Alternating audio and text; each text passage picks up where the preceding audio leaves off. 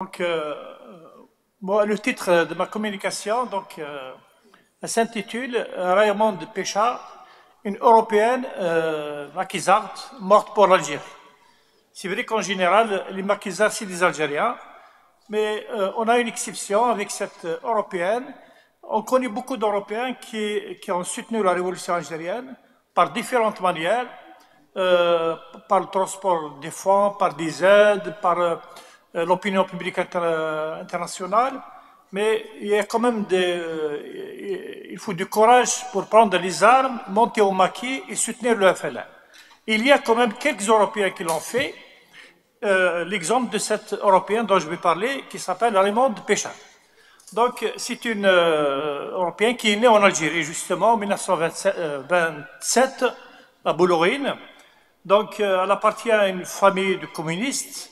Dès son jeune âge, on lui a appris les règles du militantisme. Et après la mort de ses parents, donc elle est récupérée par sa tante à Constantine. Et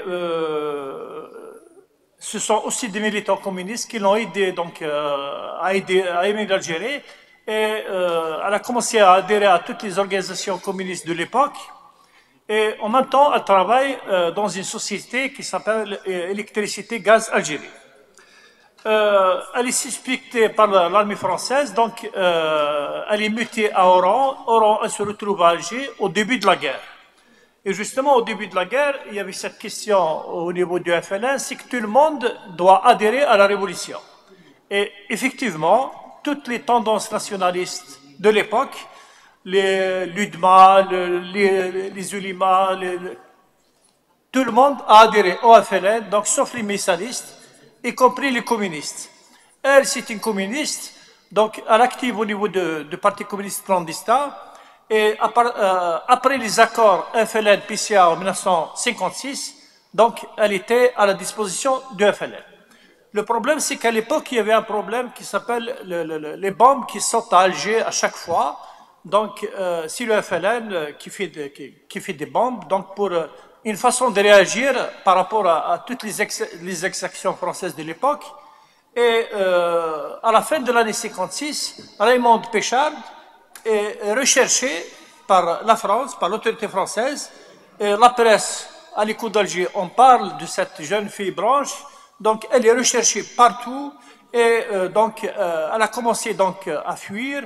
Elle est sauvée par des Européens progressistes qui l'ont aidé à l'héberger pendant quelques mois. Mais en plein bataille d'Alger, c'est très difficile de se sauver. Donc, elle a peur pour l'arrestation, pour les tortures, etc.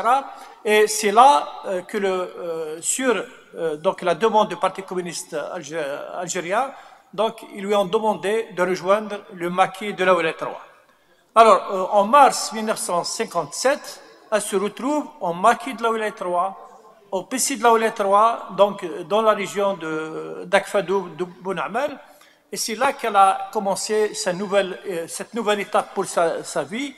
Et donc, elle n'est pas la seule femme européenne. À l'époque, il y avait une autre femme, c'est Danielle Mine, qui se retrouve ici au PC de la Ouellet 3. Mais il y avait aussi d'autres maquisardes d'origine algérienne.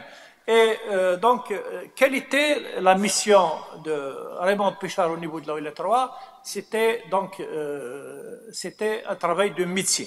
Donc, elle était versée dans le service d'infirmerie. À l'époque, on n'était pas obligé d'être infirmier pour on devient infirmier au maquis. Donc, il y avait des formations qui sont données à tous les arrivants qui sont intéressés par ce métier. Et après quelques jours de formation, donc elle est versée dans le service infirmerie et elle a fait même des déplacements dans quelques zones. Et donc elle sillonne les villages avec les médecins, surtout sur l'instigation de médecin-chef de la Ouellet 3 qui est Mustafa Al-Alam. Justement, Mustafa Al-Alam, qui est le médecin-chef, nous a donné un témoignage à l'époque sur Raymond Péchard. Donc, d'ailleurs, c'est Amirouche qui lui a demandé de l'examiner par rapport à son état de santé. Donc, il nous dit dans un témoignage qu'elle était très très faible, que rien ne marche, ni le cœur, toute cette situation elle est vraiment très difficile. Et on ajoute les souffrances du maquis.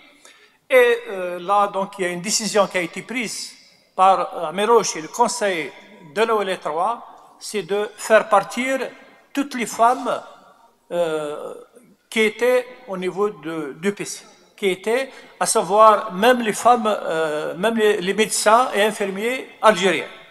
Donc il y avait tout un convoi qui a été préparé, c'est-à-dire le départ vers la Tunisie. Alors les historiens, il y a une divergence. Pourquoi Sameroche a pris la décision?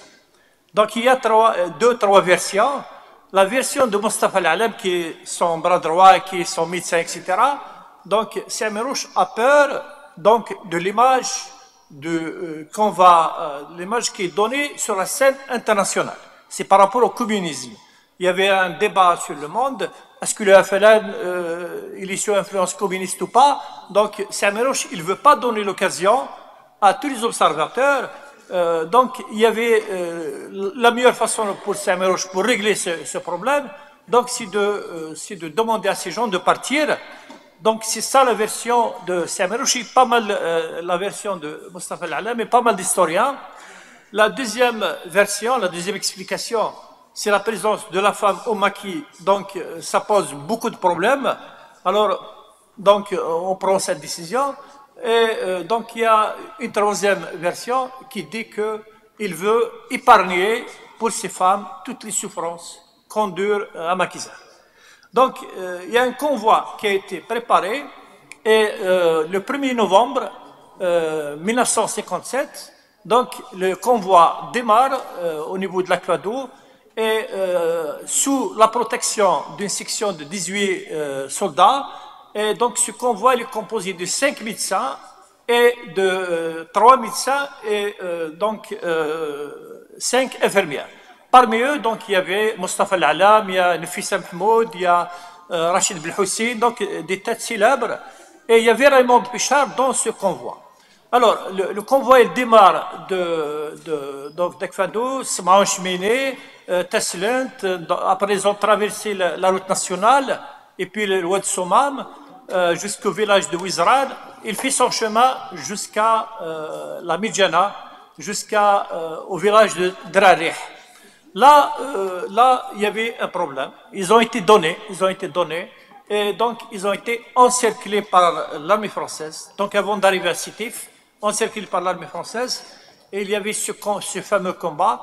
Déjà avant le combat, Mustafa Al-Alam, qui était le chef du convoi, donc il a demandé à un groupe, parmi ce groupe Raymond Pichard, d'aller chercher de l'aide chez les Mousseblines de la région. Donc le groupe est séparé en deux parties. La partie qui va chercher de l'aide, il y avait Raymond Pichard, Rachid Belhoussin et d'autres. Il y avait l'autre partie c'est lui, qui est resté sur place. Raymond Pichard, quand il est parti chercher de l'aide avec Rachid Belhoussin, là, ils se sont retrouvés avec des soldats français, donc ils ont été arrêtés, prisonniers, et c'est là donc qu'ils ont été tués. Donc ils étaient vivants lorsqu'ils ont été arrêtés, ils ont été tués en tant que prisonniers. Voilà, Raymond Pichard est mort le 26 novembre 1957 dans ce fameux combat. L'autre groupe, à sa tête, donc Mustafa Al-Alam, donc ils sont tombés avec un groupe de soldats. Il y avait Mustafa Al-Alam qui a pris la parole. Donc il a dit à l'officier, d'officier à officier, je ne vous demande qu'un service, c'est de respecter les femmes. Donc il y avait d'autres médecins infirmiers, et le fameux soldat donc, a répondu, vous avez de la chance, je suis un rouge.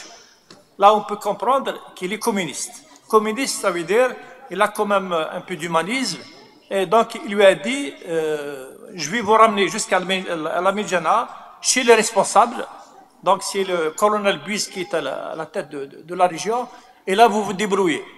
Et justement, Mustafa Al-Alam et Daniel Min et d'autres, ils ont eu la vie sauve grâce à ce soldat, puisqu'ils ont été transférés sur Alger, emprisonnés jusqu'à la fin de la guerre, et donc ils ont vécu l'Algérie indépendante. Et merci pour l'écoute.